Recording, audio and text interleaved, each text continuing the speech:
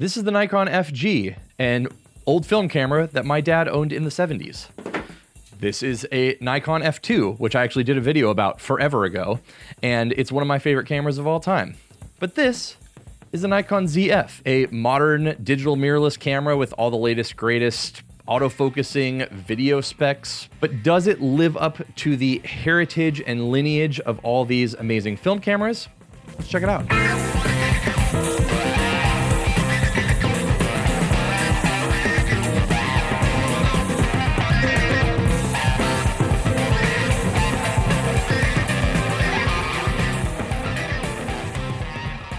Now, this is not my camera. I have to send it back to Nikon, but it's been on loan to me for a few months now, and I have been really excited to make a video about it. When I saw that this was announced, it was kind of like, oh, okay, is Nikon back? I know back in the day they made, I think it was like the DF. One of my friends had one of those back in the DSLR days. They also made the ZF-C, I think, which is their APS-C version of this camera. But this is kind of like that new holy grail camera. You can get it for $2,000. It has all of the cool retro stylings of these film bodies, but also gives you great autofocus, modern video specs, in a package that is something that I actually would want to pick up and use. Plus, for all you Fujifilm fans out there, this is the camera that people for years have been asking Fujifilm to make, and it is now available, albeit from Nikon. Now, this thing does feel a little bit plasticky. It doesn't have quite the girth that something like the Nikon F2 here has, but it feels more reminiscent maybe like this FG here that might not be like the highest end of a model. But you do get nice things like these dials feel really good. You get a lot of those kind of features in that way. And obviously the design here is like incredibly reminiscent of these vintage film cameras, which is part of the appeal for sure. Now, this thing has a 24 megapixel sensor, kind of just like mid-range in that standpoint. You're not going to get anything crazy out of this. But for like a personal, everyday use kind of camera, I think that is the kind of ideal amount. You don't need to crop a ton. It's giving you enough to make large prints, and you don't have to deal with giant file sizes or anything like that. Now, I've been using this both with the 40mm f2 that was kind of came with this thing. I believe it only runs about $300, so it is a great pairing with this thing. Obviously, kind of reminiscent of the X100VI in that kind of like just good everyday use kind of lens. It's not super huge like a lot of the Nikon lenses are. And to be honest, that is one of the downsides of this system in particular, is that Nikon lenses, while apparently amazing, are enormous outside of this 26mm f2.8 and the 40mm f2. Now, I made a full video about this that is either probably not out yet, but will be coming out soon on this TechArt adapter that allows autofocus on Leica M-mount lenses. And I think that anybody that's using this as a primary system or is someone that wants to use this for personal work and things, that is the way to go in terms of getting more focal lengths out of this system while staying in a package that is relatively still compact. The adapter comes in at $400, but then any lens you buy outside of that, you just plop it on the adapter. It has good autofocus, and it definitely opens up this system to be a lot more usable for that kind of stuff. Because again, the lenses that are native Z mount lenses from Nikon are pretty huge. Now, the body definitely leaves a little bit to be desired in terms of ergonomics. It does have plenty of switches and dials and things like that, but I will say that for any larger lenses, having a larger grip would definitely be beneficial. I haven't bought a grip for this just because I don't own this camera, but it seems like buying a small grip that gives you an Arca plate can be really useful. One of the things that just, I will harp on this till the day I die, apparently, until everyone just uses those cool 4-axis tilt screens that Sony puts in their cameras now. But this to me is by far a photography camera. It is designed like classic photography cameras. And while it does have video specs, I don't really know anybody that's buying this as a primary video camera. And the side flippy screen is not a photography flip screen. I greatly prefer a screen that just tilts up from the back, all of the X106. And I get why they do it. They want to add more functionality, but the user experience of doing photos with a screen that doesn't even go flush with the camera, so you're already offset a little bit, and then you're also not lined up even close to the sensor. So using a waist level finder in this kind of thing just is not even close to my favorite. The only thing that it does do well is that if you want to do vertical shooting, being able to plop it down like this, that's fine. But I would drastically prefer a just regular tilt out screen on any photography specific camera. That being said, I do like that they've included the kind of leatherette look here. So if you don't want to use that at all and you just want to rely on the EVF here, it works. Now, as far as the EVF goes, it is, I don't know the specs on it necessarily, but it just feels large.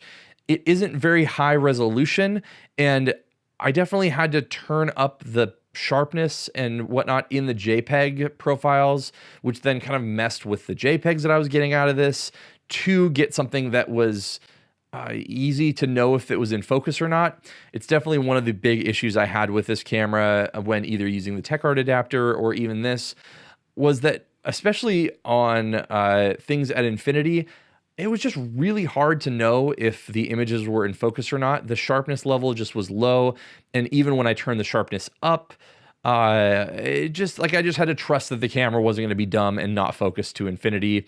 And I never had any issues with focus not being what I was expecting it to be, but just the user experience wasn't that great because I just wasn't sure, and I didn't have the confidence to know if it was in focus or not, which is a bummer.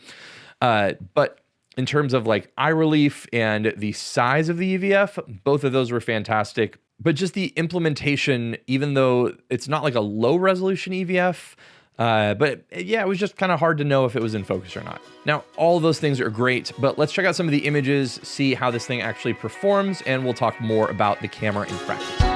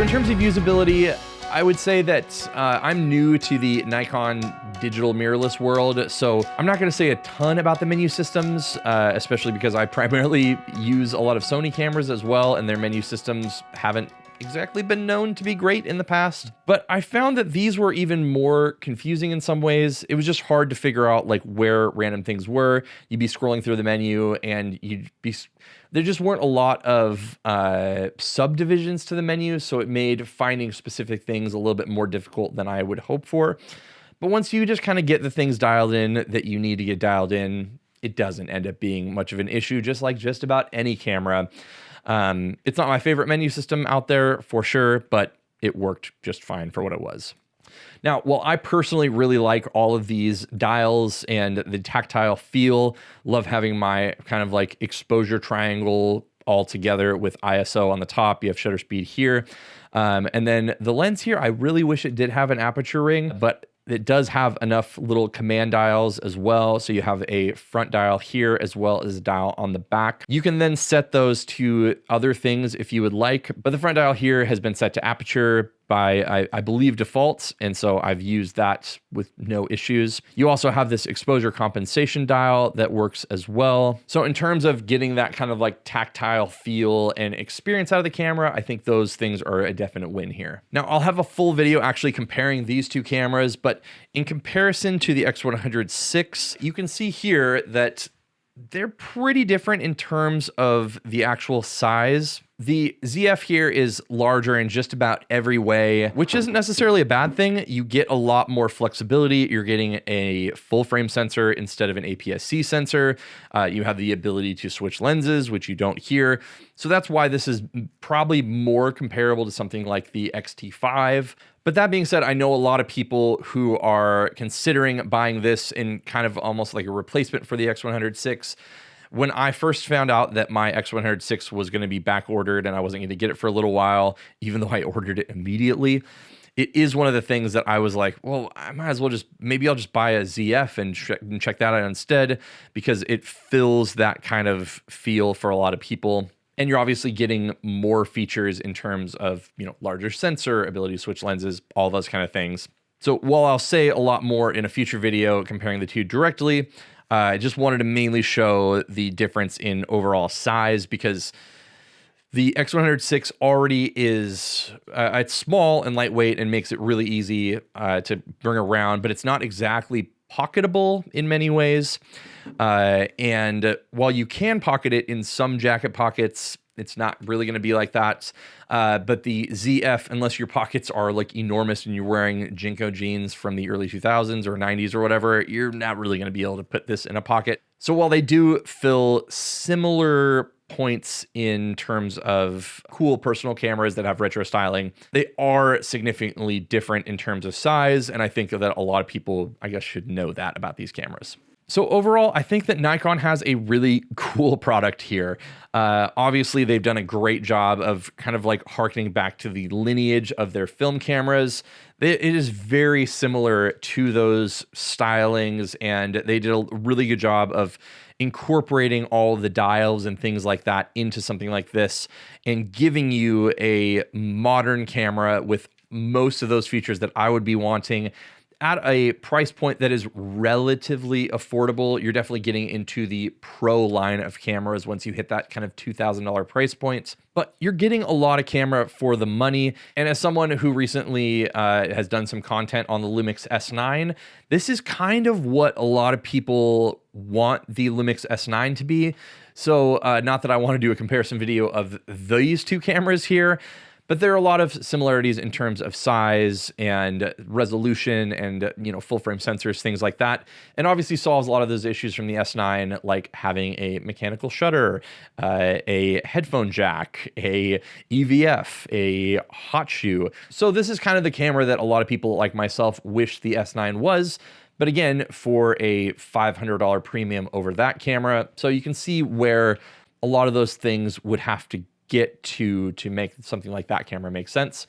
But if you're someone that wanted the S9 but really wanted those other features, this is kind of the camera you're looking for there. One more pro feature this thing has, which they implement in a really interesting way, but it works, it's fine for what it is for sure, is that this thing does have dual card slots, but in the way that it has one SD card slot and then a micro SD card, which for 24 megapixel images kind of works. So ultimately, I think this is a great camera. If you are in the market to spend like $2,300 on a cool camera that can be used as a full professional tool, but also is something that, like, when I see this on a table, it's like, ooh, that is a cool camera. I want to pick it up and use it. I think this is a cool buy. So thanks so much for watching. If you want to see more of my content on the Fujifilm stuff, you can check that out up here. Check out more of my Leica stuff up here, and I'll see you in one of those videos.